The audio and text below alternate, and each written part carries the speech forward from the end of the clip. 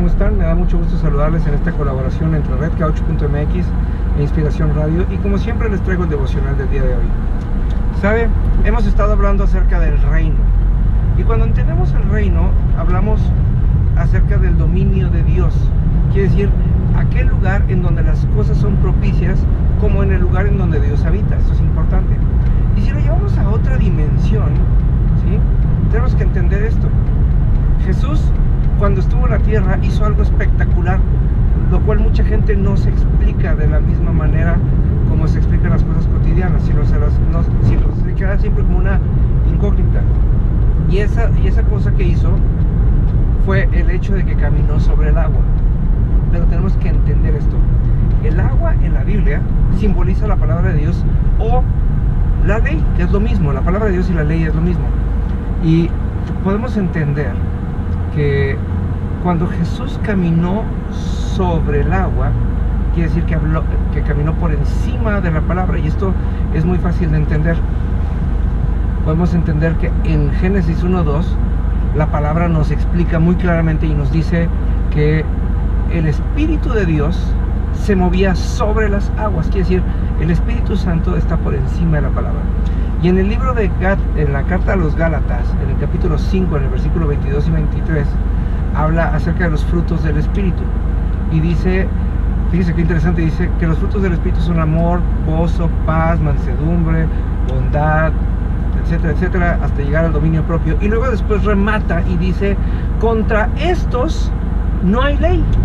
Entonces quiere decir, las personas que permiten que el Espíritu Santo genere fruto en ellas, ¿sí?, están más allá de la ley, están más allá de la condenación, están más allá de pensar si hicieron bien o hicieron mal, están más allá de pensar si las cosas se valen o no se valen, porque hay mucha gente que todo el tiempo vive pensando en, como cristiano, ¿se puede o no se puede hacer esto?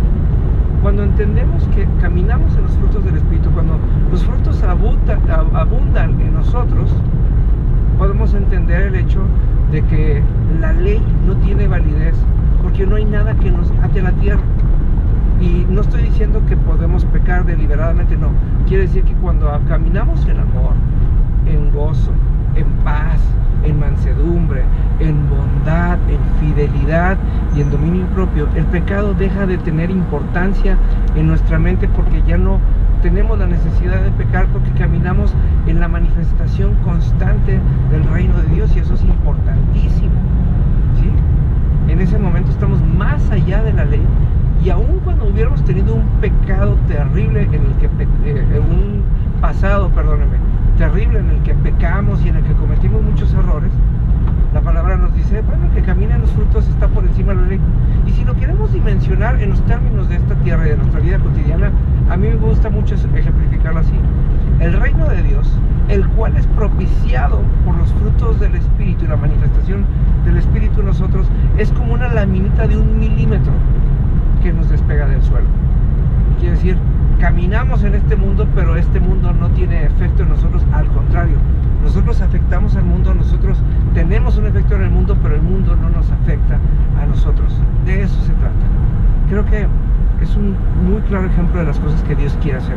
Dios dijo que iba a darnos una palabra que fluyera por medio de nosotros y que fluiría como ríos de agua viva. Cada vez que nosotros hablamos, damos vida a las personas alrededor de nosotros.